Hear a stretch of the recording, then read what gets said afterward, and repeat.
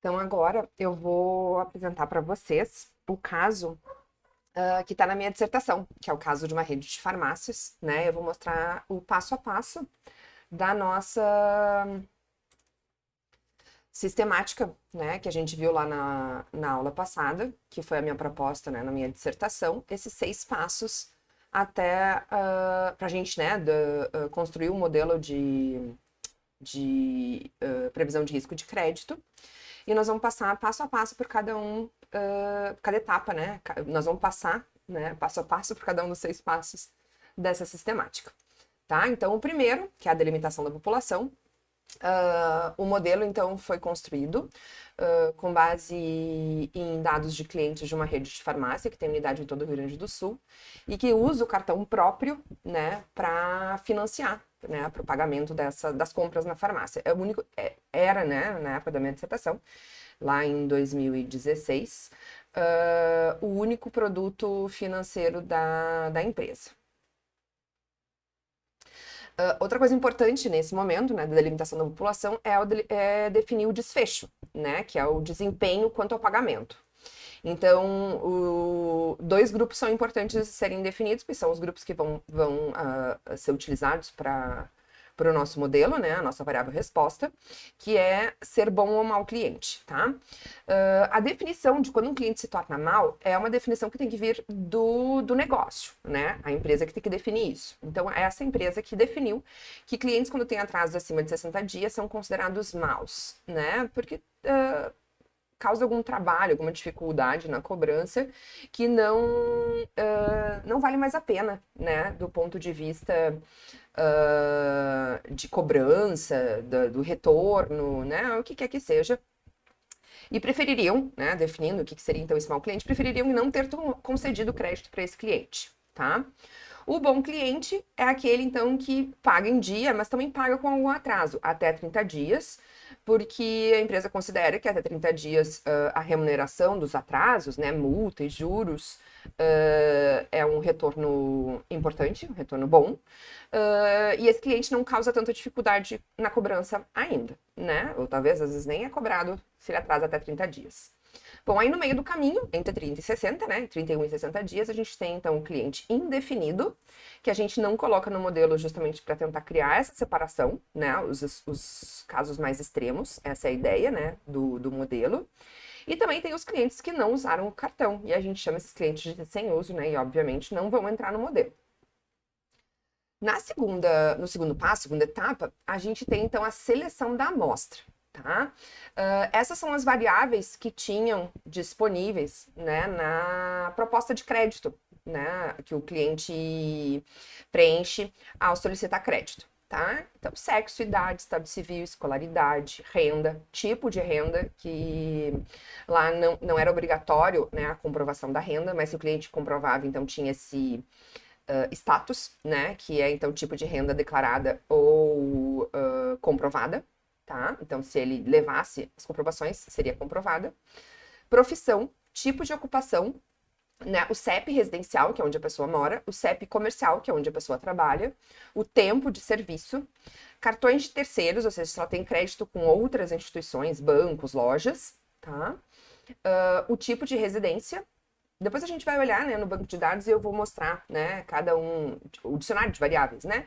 Mostrar os resultados possíveis para essas variáveis. A gente vai falar, então, né, que a primeira etapa é a gente entender essas variáveis, tudo, né? Então a gente vai trabalhar um pouquinho cada uma dessas etapas na prática, né? O objetivo aqui hoje é só mostrar para vocês os resultados obtidos, para depois a gente ir para a parte prática, né? Entender passo a passo do fazer, né? Botar a mão na massa em cada um desses passos, dessas etapas dessa sistemática. Bom, tipo de residência, cidade de nascimento, se a pessoa tem ou não tem filho, se a pessoa paga ou não paga pensão alimentícia. Tá? Fizeram parte da amostra clientes que foram incluídos entre dezembro de 2005 e junho de 2006, né? Então tem aí um período de 7 meses de clientes incluídos.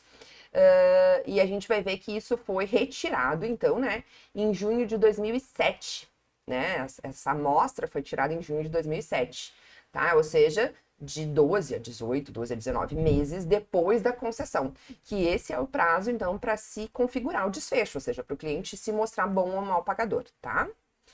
E aí a gente teve, né, então tá ali a nossa amostra total de 17 mil clientes, né? E ali a quantidade, 3.655 maus, 8.026 bons. Essa, então, é a amostra que a gente vai trabalhar. E nesta etapa, a gente começou também, então, com o tratamento das variáveis. Então, a gente viu, por exemplo, que variáveis como profissão e cidade de nascimento não eram de escolher no sistema da empresa, né? Disponibilidade de profissões e cidades, e sim digitação. Então, tem bastante erro de digitação, né? Então, teve que fazer um tratamento nisso.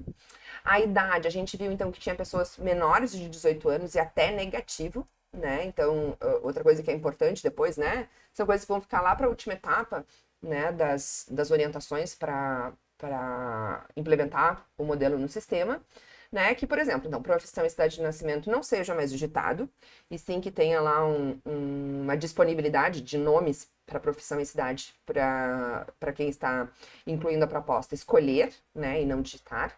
A idade, colocar, então, um controle, né? Uma verificação lá, né? Que se a pessoa tem mais de 18 anos para poder ganhar o crédito. CEP, então tinha bastante CEP vazio, CEP inválido, CEP de outros estados, né? E perguntado para a empresa, eles não concedem crédito para quem mora em outro lugar, então aqui eu tô falando do CEP residencial especificamente, né? Então, eles também poderiam colocar esse tipo de restrição, né? Esse tipo de controle na entrada dos dados, tá? Bom, aquele total ali de bons e maus, que é a nossa amostra, então, para trabalhar para a construção do modelo, é dividido em duas amostras. A amostra de análise e a amostra de teste. A amostra de análise é aquela que a gente utiliza, então, para construir o modelo, tá? 80% então, da amostra total. Tá? E depois a gente reserva 20% dessa amostra total como amostra de teste. Para que serve isso, né? Para a gente verificar se o modelo não viciou, né? Não super aprendeu com os dados de análise e depois ele não tem uma performance boa com dados que ele não conhece, né? Então essa é a ideia da amostra de teste. Então a amostra de teste vem a fazer como se fosse um modelo funcionando na vida real. Clientes novos, clientes, né, que o modelo não utilizou para ser construído, né, que a técnica lá, né, que o modelo não conhece ainda, tá? Terceira etapa, né, então a gente começa a avaliar as variáveis para entrar na modelagem, tá? E aí a gente viu que algumas variáveis não poderiam ser utilizadas, tá? Renda, a gente vai falar um pouquinho disso na aula que vem, do porquê do problema da renda, tá? Pensão, tipo de renda e crédito de terceiros.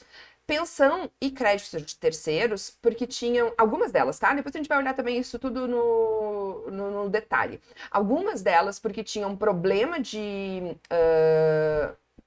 variabilidade, né? Ou seja, eram quase tudo, por exemplo, pensão, quase tudo zero. Quase todo mundo não pagava pensão.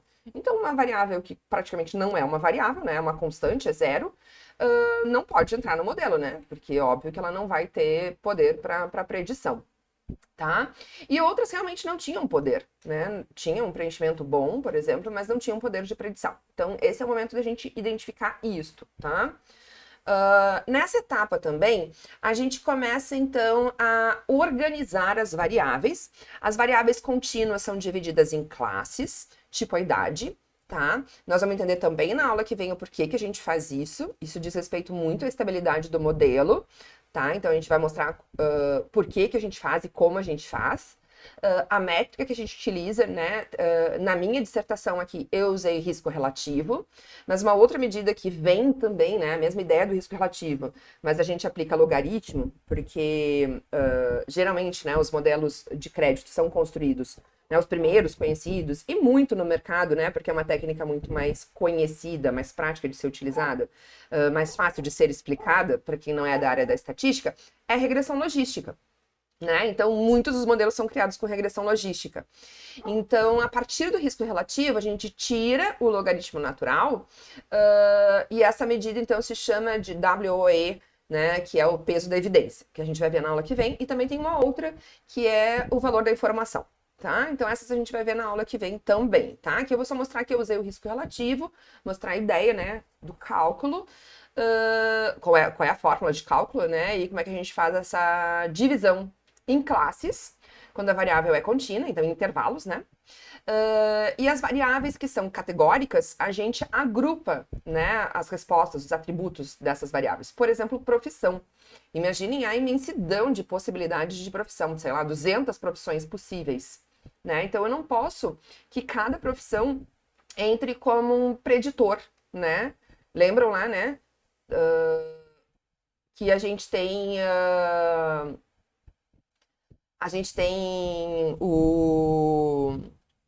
a gente cria, né, variáveis dummy quando a gente tem variáveis categóricas na regressão logística, vocês devem lembrar isso, quem já fez, né, a disciplina.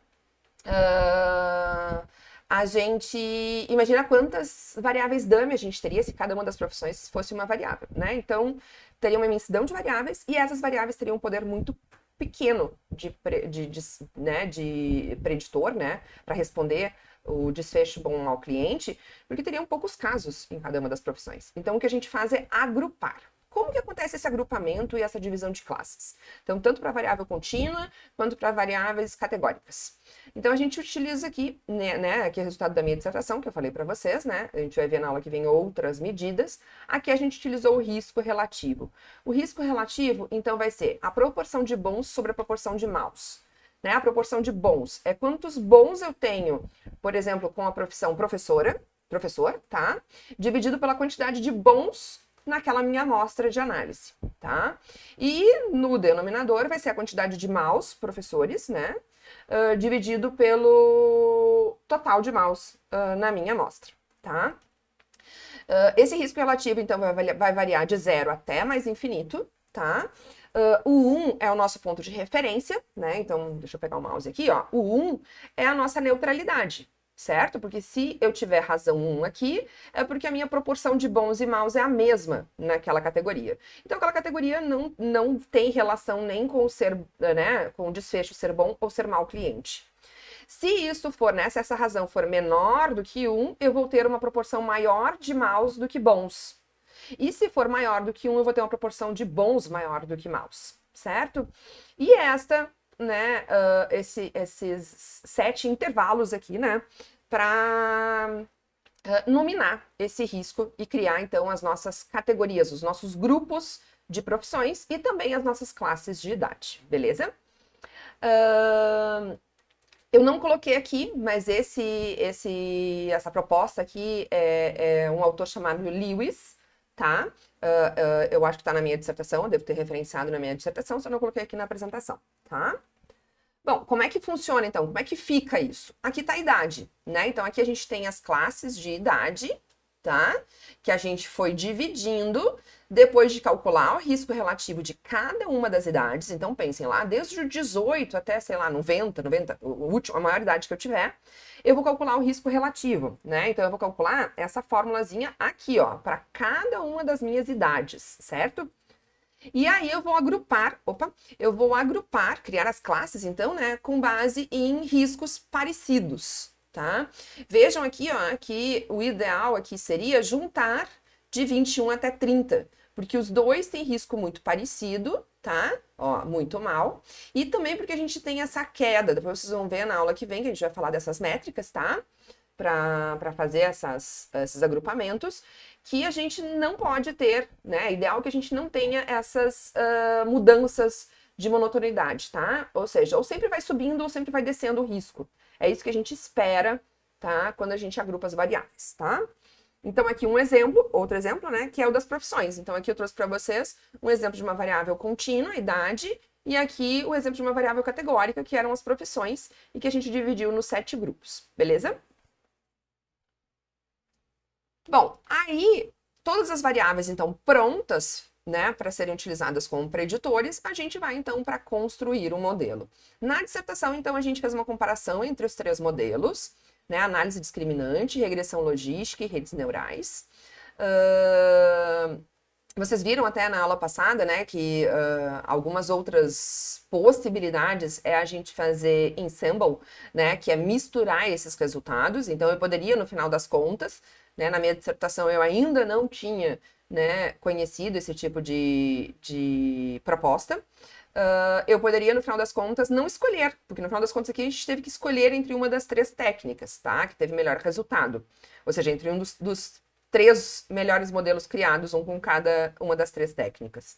Eu poderia, no final das contas, criar um merge, né? Um ensemble, que é uma combinação entre as 3 respostas de cada um dos 3 modelos, tá? O software que eu utilizei na minha dissertação, tanto para regressão logística quanto para análise discriminante, foi o SPSS.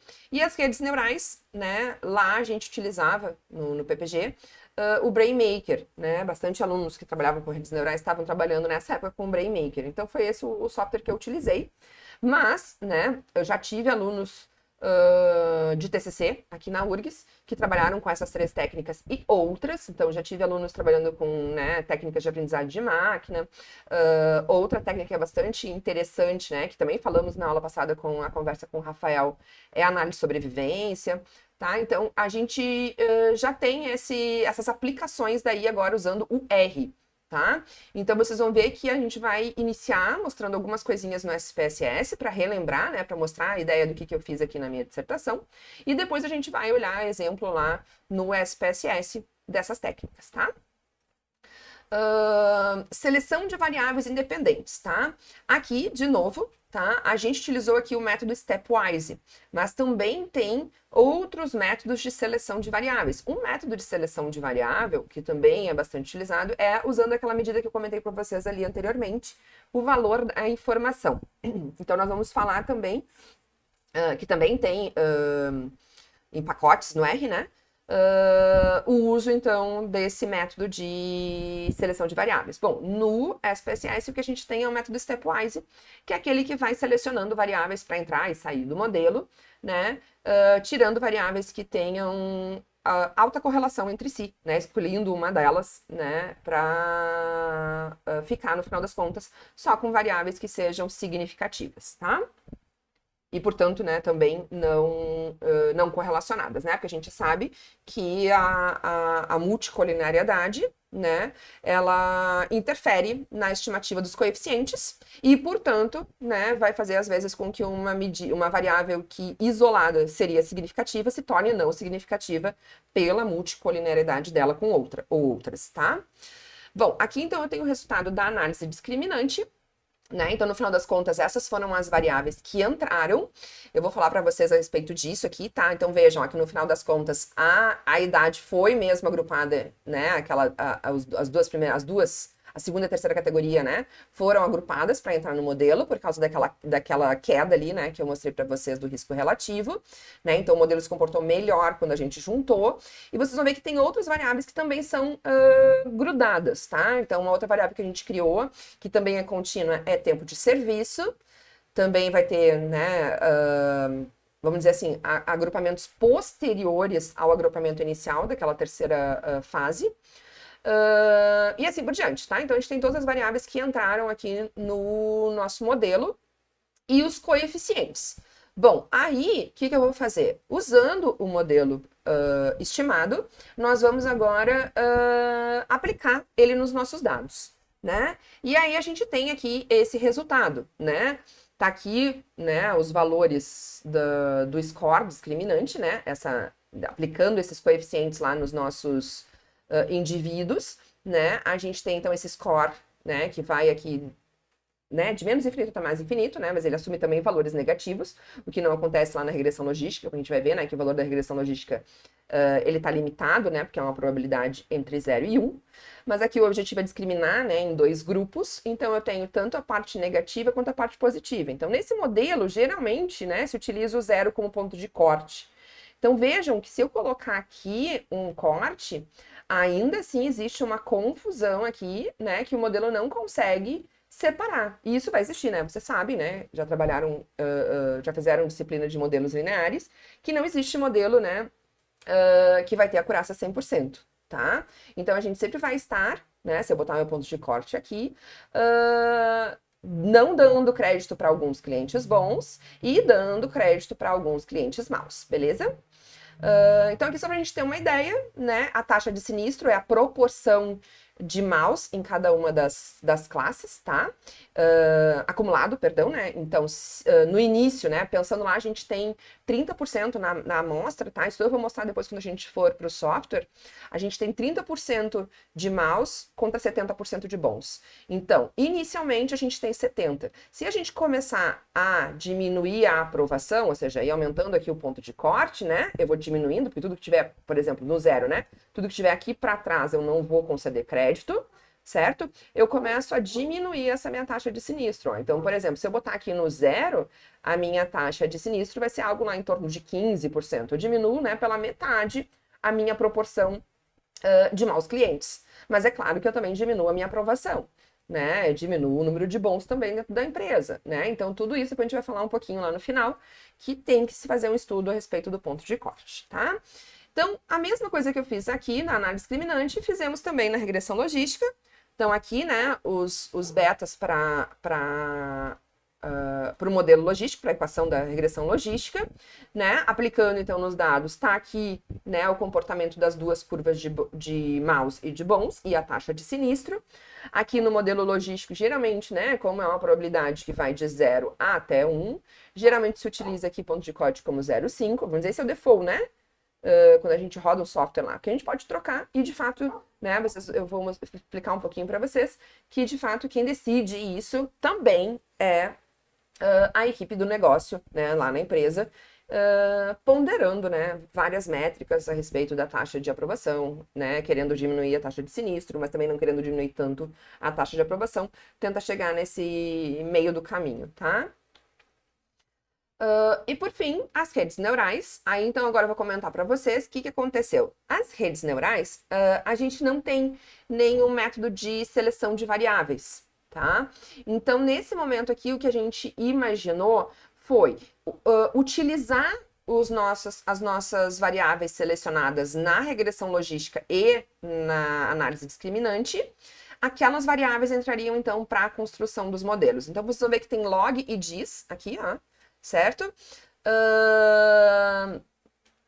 Aqui também é para ser regressão logística, tá, gente? Acho que tá errado aqui na minha informação. E a questão dos neurônios na camada intermediária, camada oculta, que é esta aqui, né?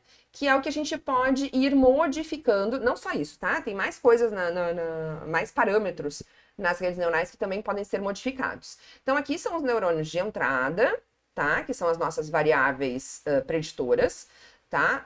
Excesso também de variáveis preditoras pode criar instabilidade do modelo, pode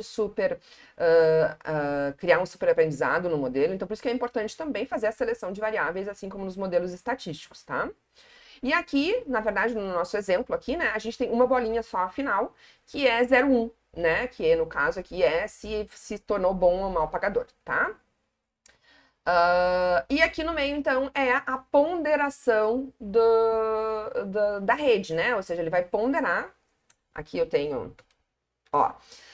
Aqui eu tenho, então, as minhas entradas, que vão ser ponderadas inicialmente, né? Como se fosse na regressão, tá? Uma constante, que é chamada, então, de Bias, tá? É como se fosse a nossa constante linear das regressões. Depois isso vai passar por uma função de ativação, tá? Então, depois de calcular essa média ponderada das variáveis de entrada, é isso que a gente faz, né?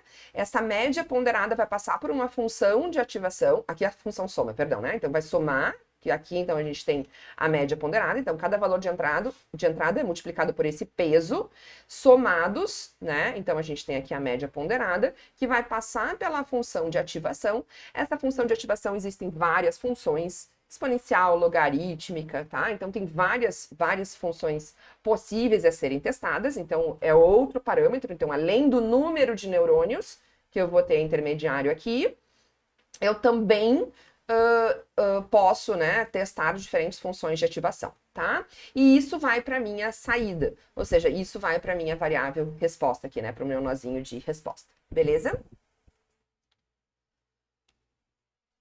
Deixa eu voltar ali só para falar para vocês, né? Então, o que aconteceu? Então, eu rodei várias redes neurais e no final das contas, a rede neural que teve melhor comportamento foi esta aqui que utilizou, então, né, resultados de variáveis, né, escolhidas, né, selecionadas a partir da regressão, da análise discriminante, utilizando 35 neurônios na camada intermediária. Foi a melhor rede, porque a gente teve aqui eu estou falando do KS, a gente já vai falar sobre ele lá, que é uma medida de performance do modelo, onde eu tive, perdão, o melhor KS, né, principalmente, né, aqui o importante é a gente olhar na amostra de teste, porque na amostra de análise a gente tem, ó, se a gente olhar aqui, ó, esse é um caso onde teve um super aprendizado. A gente tem um KS aqui muito maior na amostra de análise quando comparado com a amostra de teste.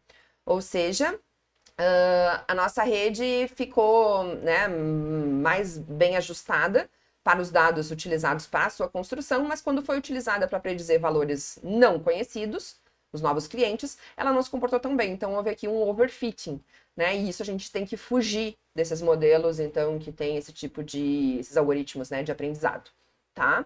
Então, por isso que a gente ficou com essa rede aqui, né, que está circuladinha. E aqui, então, está o nosso, aplicando, né, a rede aos nossos dados. Tá aqui, então, o comportamento dos maus e dos bons clientes.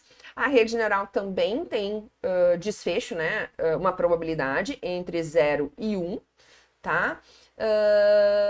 E aí, então, poderíamos, né, escolher 0,5 ou um valor maior. De novo, a mesma ideia, aquilo que eu tinha falado, que vai aparecer mais pra frente, o estudo do ponto de corte, tá?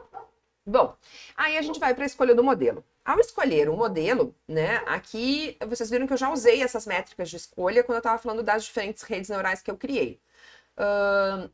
Mas também acontece quando a gente tem modelos diferentes de técnicas diferentes. E essa era a minha proposta na dissertação.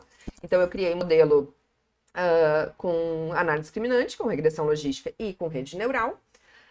E eu precisava descobrir qual desses três modelos, como esses três modelos se comportavam, né? Qual era a acurácia desses três modelos. Então, basicamente é isso, tá? A gente está medindo a acurácia aqui ao escolher o modelo. Existem algumas métricas que são muito utilizadas na área de crédito, tá?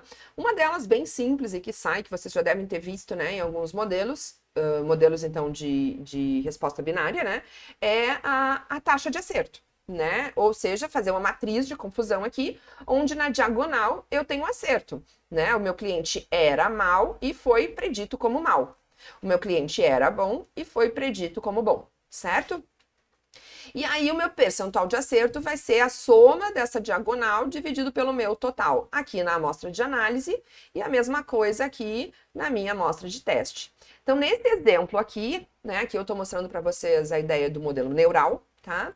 A gente tem 74,8% de acerto no modelo neural, na amostra de análise, e 72,7%, então, nesse modelo neural, né, na amostra de teste, tá?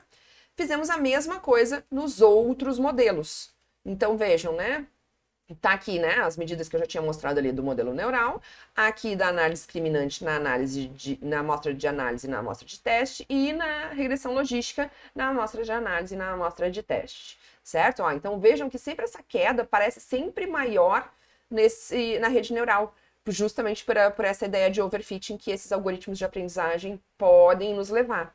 Tá? Então, por isso que é tão importante a gente ter a amostra de teste para identificar, né, se o nosso modelo continua performando bem com dados que ele não conhece. Tá? Uma outra medida que também se utiliza é o valor do KS. O valor do KS é aquela medida que vocês devem ter visto na disciplina de... quem fez, né, a antiga não paramétrica, ele é um teste não paramétrico para identificar a diferença entre duas distribuições, tá? O teste de Kolmogorov e Smirnov, tá? Então, é um teste não paramétrico que mede a distância entre duas distribuições. Então, o que a gente tem aqui é o acumulado. Aqui eu estou mostrando para vocês no modelo neural, tá? Eu acumulo cada uma das duas distribuições de bons e maus, e onde eu tiver a maior separação, essa é a medida do meu KS, né? Pensem, no ótimo, né, no nível ótimo, o bom seria que eu tivesse a curva dos maus assim e a curva dos bons assim, certo? Concordam comigo? Porque daí eu estaria com todos os maus praticamente nos scores menores e todos os bons só nos scores maiores. Essa seria a ideia. E aí eu teria uma separação maravilhosa de praticamente 100 aqui, né? Que é a diferença total, tá? Então isso a gente nunca vai ter, né? Não existe modelo que tenha uma separação, uma acurácia de 100%. Essa medida também está lá na dissertação, depois eu posso chamar a atenção quando a gente for para a parte prática, que valores acima de 30 são necessários, certo? Mas quanto maior, melhor, óbvio, né? Acabei de dizer. E modelos com acima de 40 têm resultado bastante, né, interessante. Então vejam que nos nossos modelos finais aqui, né, o modelo neural teve 40, né, mas na amostra de análise. E a gente cai bastante, ó, vejam que chega bem perto de 30 aqui o modelo discriminante, né, quando a gente vai para a amostra de teste, tá? Então vejam lá que os autores indicam que tem que ter pelo menos 30 de separação, pelo menos de 30 de valor KS, tá? Então aqui, né, o ganho da rede neural em relação aos outros dois modelos. Bom, aí a gente chega então na última etapa, que era os passos para a implementação, tá? Algumas coisas eu já tinha chamado a atenção lá, então eu falei, né, passamos para a empresa, que é importante parametrizar no sistema variáveis para não serem mais digitadas, profissão e cidade de nascimento, ou seja, que tenham códigos, que tenham disponibilidade de valores a serem escolhidos. Obrigar o preenchimento dos campos que estão na fórmula, né, que estão pontuando no modelo. Permitir apenas uma análise do modelo para evitar teste, né? Porque senão o que acontece? Se a pessoa puder passar uma proposta de crédito mais de uma vez, né? O mesmo CPF, por exemplo, mais de uma vez no modelo, eu vou lá e coloco lá, a pessoa tem estado civil solteira e ela não passou. Aí eu vou lá e boto casada. Ah, ela não passou. Então, vamos trocar, por exemplo, escolaridade. Ah, ela tem ensino médio. Vamos colocar superior, para ver se passa. Deu? Então, para não ter esse tipo de teste, para descobrir como o modelo funciona, é importante, então,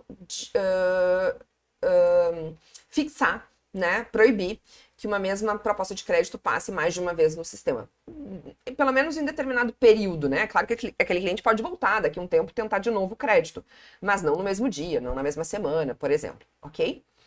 Para então garantir o sigilo da fórmula, porque a gente, acho que vocês lembram que a gente comentou também na aula passada, na conversa com o Rafa, que a gente tem dentro de uma empresa quem vende, né, quem abre a torneira e quem fecha a torneira, né? O pessoal do marketing quer cada vez mais clientes, cada vez mais venda, né? E o pessoal do crédito quer, claro, também, né?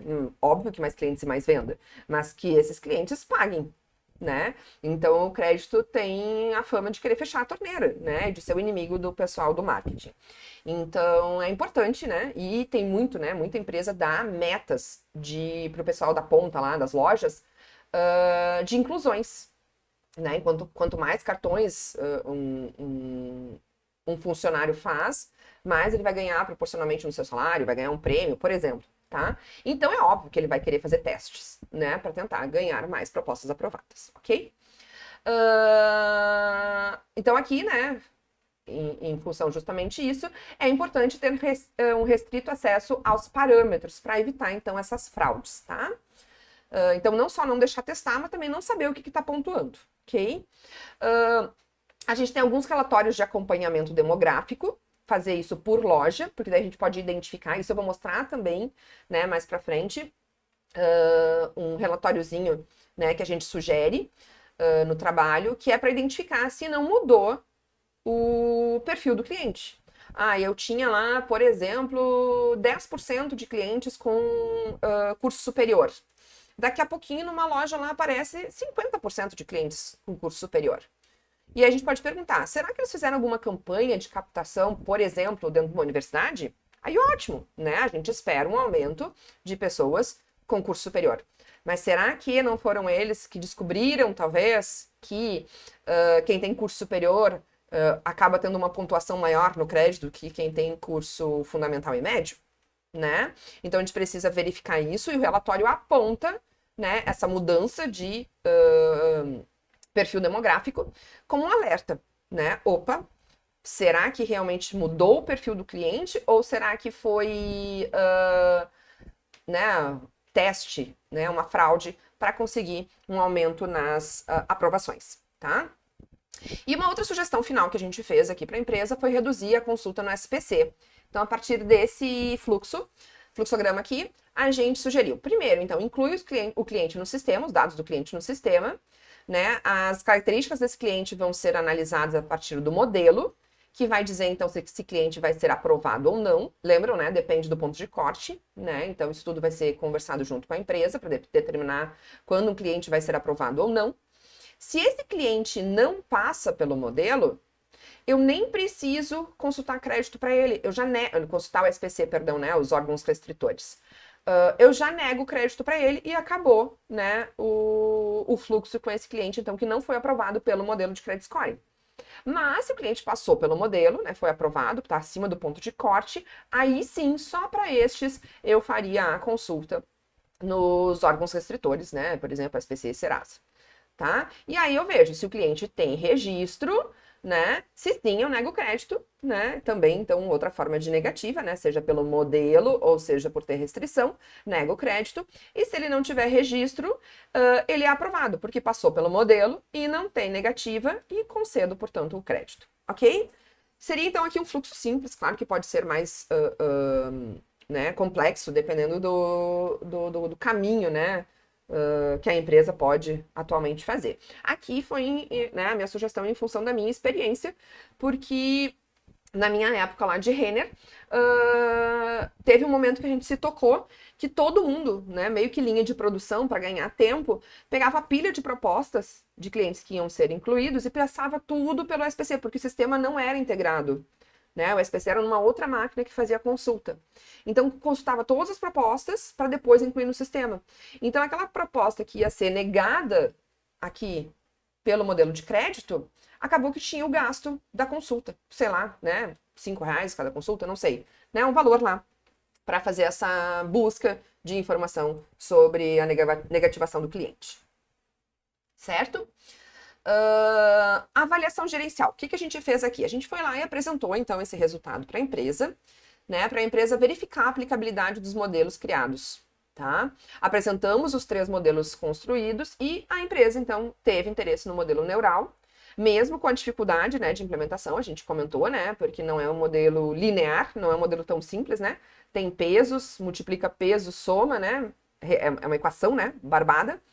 A rede neural também é uma equação, mas é uma equação em etapas por causa do neurônio intermediário, né? Mas expliquei para eles, né? Eu implementei isso aqui numa planilha de Excel, né? O funcionamento de uma rede neural, mostrei para eles e eles disseram que tranquilamente, né? O pessoal do TI teria condições de implementar essa fórmula, né? Esse mecanismo da rede neural no sistema e esperavam colocar isso em 4 meses. Não tive mais contatos com eles depois disso, né? Então não sei se realmente colocaram ou não. Expliquei para eles quais seriam então as principais vantagens do uso do modelo. Primeiro, né? Selecionar clientes para concessão de crédito, né? Selecionar melhor, colocar mais bons e menos maus. Reduzir os custos relativos à consulta do SPC, a partir daquele fluxograma que eu acabei de mostrar. E, por fim, o próprio score poderia ser utilizado para ajudar, né, a ponderar os limites de crédito. Então, um cliente que tem lá uma probabilidade bem alta, né, o valor bem próximo de 1 no score dele, né, pensando aqui no modelo neural, que vai de 0 a 1 também, né, que nem a regressão logística, esses clientes poderiam ter um percentual, né, de renda como limite. O limite geralmente é um percentual de renda, né, mas um percentual, então, maior do que aqueles clientes que tivessem, então, né, um score de crédito menor, ok? E a sugestão, então, também, outra sugestão, né, seria a outra ponta. Então, além de reduzir os custos com SPC, né, não consultando as pessoas que fossem negadas no modelo de crédito, eu sugeri para eles pensarem, né, na possibilidade de não consultar, também não fazer a consulta no SPC, para os clientes que tiverem maiores scores. Então, deixa eu só voltar aqui no meu desenho. Então, depois que o cliente sim é aprovado aqui, só passaria aqui para o SPC, então a gente teria mais uma voltinha aqui, por exemplo, né? Assim. Ou para cá, né? Para não ter corte, né? Então, se esse cliente, sei lá, tivesse um valor entre 0,9 e 0,1 no score, ele já seria aprovado automaticamente, concederia o crédito. E os clientes, então, que tivesse abaixo de 0,9, por exemplo, entre 0,5 e 0,9, se 0,5 for o ponto de corte, aí esse sim fariam consulta ao SPC, tá? Aos órgãos restritivos. É isso. Outra coisa que fizemos também foi a avaliação de ganho potencial, tá? Então, aqui foi uma simulaçãozinha, né, com base nos clientes da base que foi utilizada para construir, né, o modelo. A gente conseguiu, porque a gente tinha valores lá, né, do quanto esses clientes compravam, então a gente tinha lá a estimativa de venda média naquele período de um ano e meio, né, lembram lá, né, que nossos clientes foram incluídos lá de dezembro de 2005 a junho de 2006, a gente viu o status deles, então, por exemplo, toda a vida deles, lá em junho de 2007, um ano e meio depois da sua inclusão, né? Então, aqui está a média do que os bons clientes compraram, a média do que os clientes indefinidos compraram, então veja que aqui eu estou incluindo os indefinidos também, né? Porque esses clientes, óbvio, vão, né, aparecerem, tá? Então, eles também têm que passar pelo modelo, então a gente precisa saber como eles vão se comportar, né? Também sobre a questão de aprovar ou não aprovar esses clientes, beleza?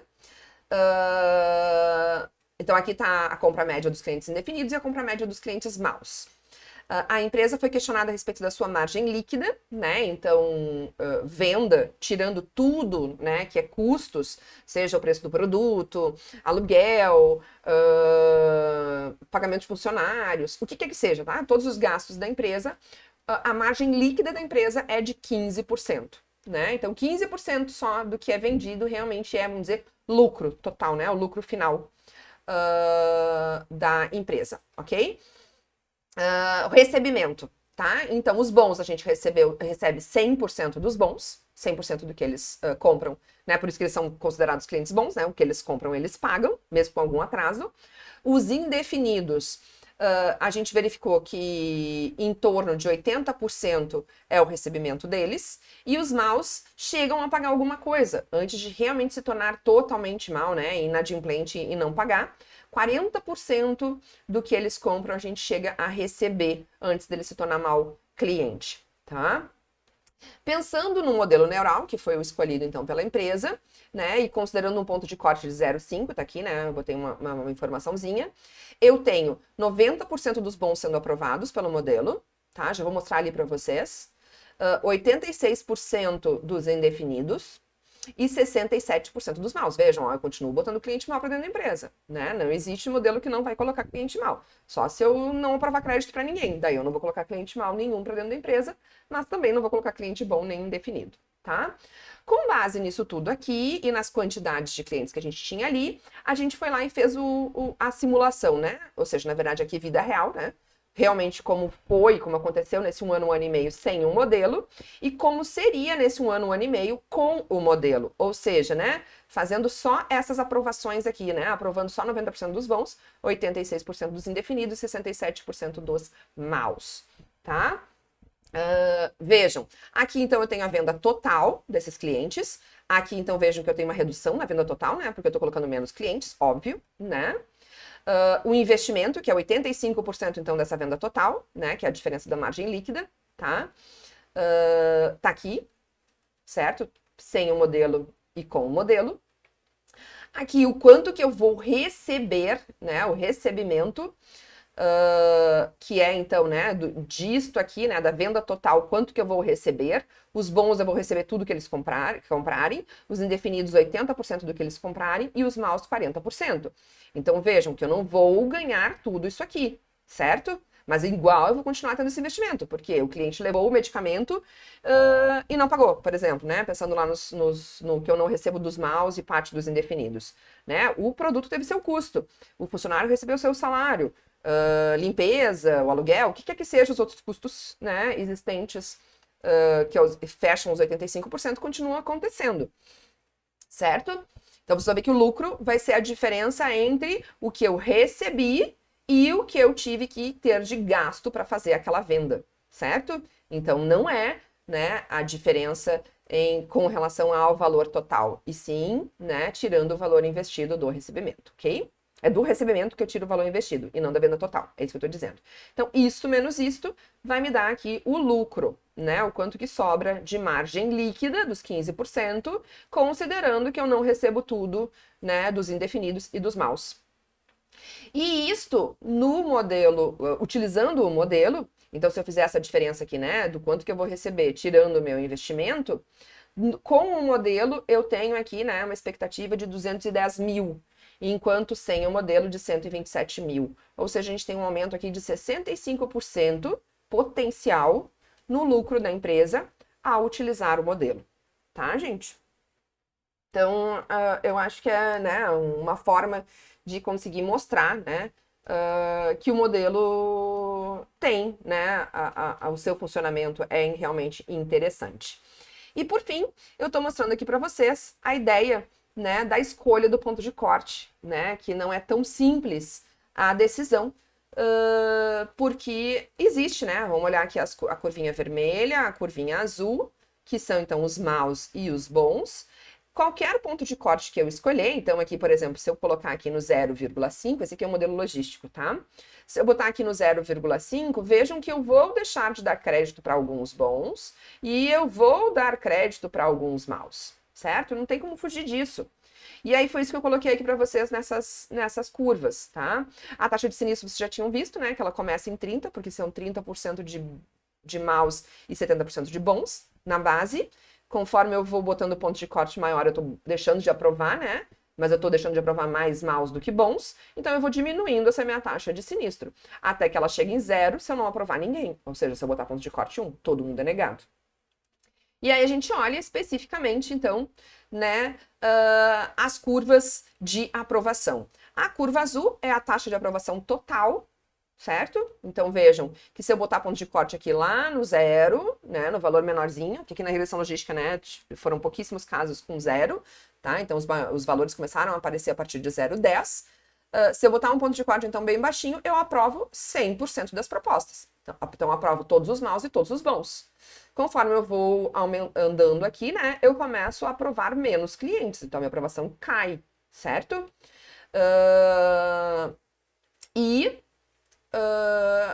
Eu consigo enxergar nessas duas curvas aqui, né, nessa begezinha marrom aqui, nesse verdinho aqui de cima, as aprovações dos bons e a aprovação dos maus, certo? Aqui a gente encerra, eu só vou mostrar ali para vocês, vamos ver se vai funcionar, né, porque eu trouxe o do Excel. Então, se eu for lá no ponto 05, eu acho que é este aqui, tá aparecendo ponto 9, acho que deu erro aqui no meu... Opa. Ó, ali no ponto 05, eu estou aprovando 90,8% dos bons, certo? Que era o que eu tinha lá que eu falei para vocês dos 90%. Aqui, 83,9% é a minha aprovação total. E nos maus, tá aqui, 67,8% dos maus sendo aprovados, que é o valor que eu tinha colocado lá anteriormente, né? Arredondando, eu botei 67 e botei 90. 67% dos bons vão estar sendo aprovados e 90% dos... Perdão, 67% dos maus vão estar sendo aprovados e 90% dos bons vão estar sendo aprovados. Beleza? É isso. Então, na próxima aula, a gente vai olhar, né, com mais... vamos né, voltar, eu vou mostrar para vocês o banco de dados, né, para a gente olhar essa primeira etapa aqui, né, e essa primeira etapa, mas depois nós vamos para esta aqui. Então, na aula que vem, nós vamos nos debruçar bastante nessa análise aqui para a gente falar de risco relativo, peso da evidência e valor da informação, que são as medidas, então, para a gente fazer aquele agrupamento aqui, ó. Esse agrupamento aqui, que na minha dissertação eu usei o risco relativo. Então, vou mostrar para vocês o risco relativo e vou mostrar para vocês também essas outras duas métricas, ok?